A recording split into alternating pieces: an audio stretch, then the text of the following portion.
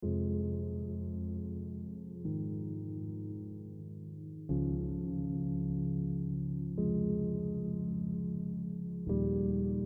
guys, I made this awesome keto friendly ramen and it was delicious. So if you want to see how I made it, then stay tuned. So here are the ingredients that I used to make this. I will leave them all down in the description box. Most of them are optional depending on how you like your ramen. So I did put mussels and lobster tail into mine. That's completely optional. You can put whatever meat or no meat at all if you guys want. That's up to you. So I'm just gonna spray the pan with some olive oil and start getting my veggies sweating. So those are some green peppers I have there already chopped on the plate. And then I'm gonna add a celery and onion mix.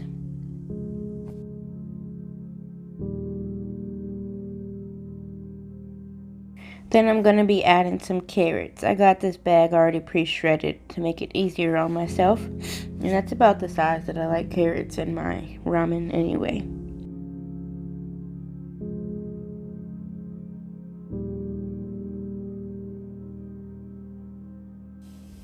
So next I'm going to be adding some mushrooms.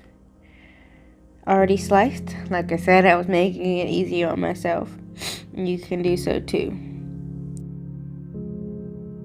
So I'm just plugging in my phone because I remembered that it wasn't on that much of a charge, so I didn't want to lose my video. Gang gang.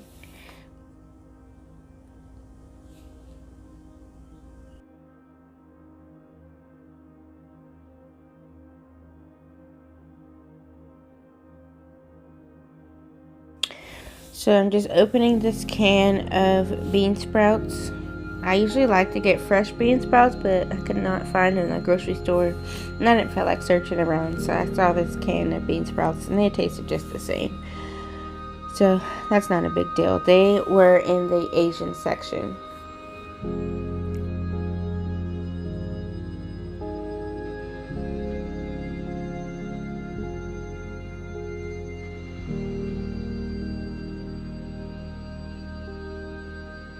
So I'm just stirring that around, making sure everything's well incorporated and everything has oil on it. And we're going to get those vegetables sweating.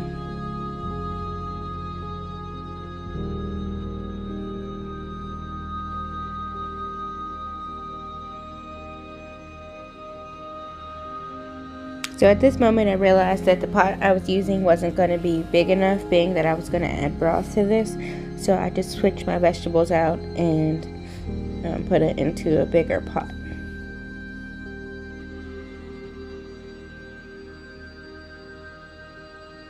So here's where I add the garlic.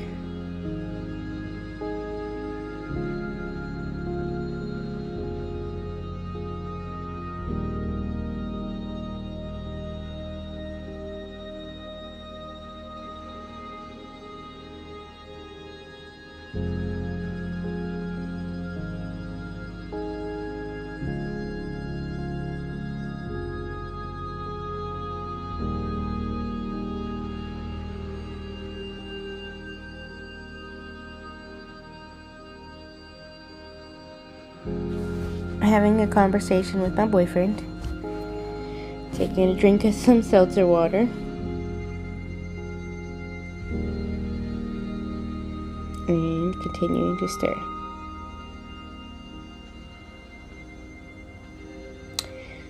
So there, I'm just showing you guys what that should look like.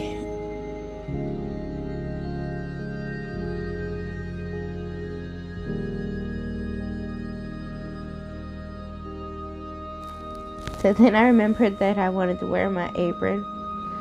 I love this apron. It reminds me of like a 1950s little wife apron. I always feel so cutesy in it. My sister actually got these. We have matching ones we bought for a catering event, but I like wearing it around the house.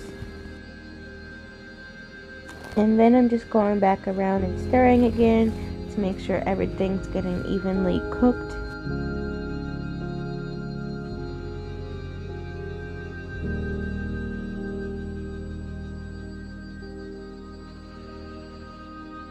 So now I'm just adding the vegetable broth to get that nice flavor going.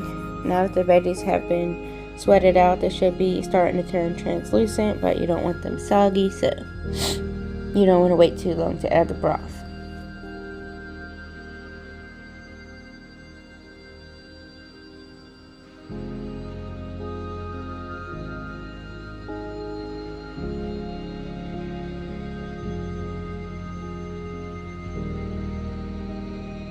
I also added some lemon and lime juice. Those are completely optional and to taste. So after the lemon and lime, I add this lobster base that I got on Amazon. They do have like a beef, chicken, and vegetable that I've seen in the store, but I haven't seen lobster. You can get either one of those. I just added lobster base since I was going to be using seafood as my meat for my ramen. After that, I'm just going to be adding squeezed ginger that I got at my local grocery store. And that's really going to get those Asian flavors going in there. I love ginger with anything I make Asian. So in a second here, we're going to get on to our seasonings. And I'll leave them down below. You can kind of see what they are, but I'll also leave them down below. I don't really have any measurements or anything, so sorry about that if you're a person who needs to follow exact measurements. I don't ever measure anything, so it's really just a taste. I misplaced the clip where I added sesame oil, soy sauce, and chili paste. I would have added the sesame oil in the beginning when I was cooking the vegetables, but since it was all mixed together, I chose to add it into the broth because the chili paste and the soy sauce is better added then. So I added those three. You don't need the chili paste, it's spicy, but the soy sauce and sesame oil is what adds your flavor. Putting back my seasonings the way I have them organized because I'm OCD. Just want to stir that up and then make sure everything's well incorporated, and you can turn your heat down and just allow those flavors to simmer together. And then here I'm just going to show you what your broth should look like and how it's coming along. So I'm just showing you a different angle, showing you how to prepare the lobster tail. I did the rinse it off and make sure that it gets rinsed under the tail. And you just want to cut the top of the tail and then push up against the bottom. Push the meat out and pull it up and sit it on top of the tail. I transfer it to the pan I'm going to bake it in. I start with paprika for color. You cannot have seafood without Old Bay, in my opinion. Some lemon pepper, some parsley for color, and lemon juice. And then we're going to put that in the oven on the top rack. I also add the butter to melt down. It's so good that way.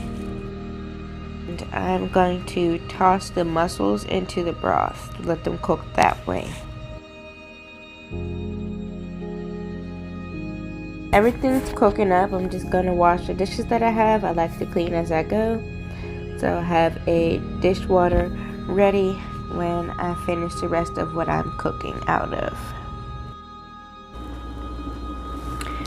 I'm going to drain this Shirataki noodle made out of the konjac plant. People say that it stinks. I'm nervous. I did some research on this. They eat it in Southeast Asia, but it basically has a very, very low carb. So for you keto dieters, this might be a good option. Hopefully. Oh, that's not bad. People are like, oh, it smells foul. That is not bad at all.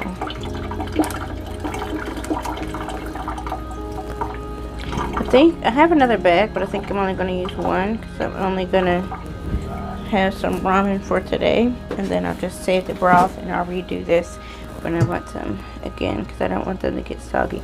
Wow, this is really like a noodle. So I'm going to rinse this. I'm going to rinse it in hot water since I'm just going to be putting it directly in my broth. I'm so excited. Whatever you put on it, it just really soaks up all the flavor. So I'm just gonna leave that there until I'm ready to eat. But I'm really excited because, you know, with us keto dieters, there's not a lot that we can eat. And I'm black. The thing that I miss most is cereal and noodles. So this is what my broth is looking like. I did remove the mussels so they didn't overcook, and I'll just leave them to the side until the broth is ready. I'll be back to show you the finished product. So this is what your broth should look like. I got my lobster tail over here. I got my mussels here. I got some lime and some scallions and some cilantro to put in, and I'm just going to take the broth and all its goodness first. Put all those veggies in, and then I'm going to get like a little bowl and get my broth and pour that in.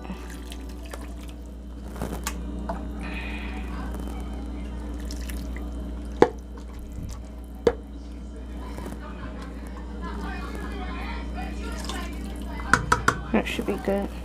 So I just wanted to show you guys what I did with the rest of the broth. I froze it in these 2-quart containers. You can separate it into smaller containers if you want to do like single serve ramen. But this way you don't have to make the broth as much. You can just make a big batch and then freeze it and unthaw it when you'd like to eat it. And then you can just do your noodles to order.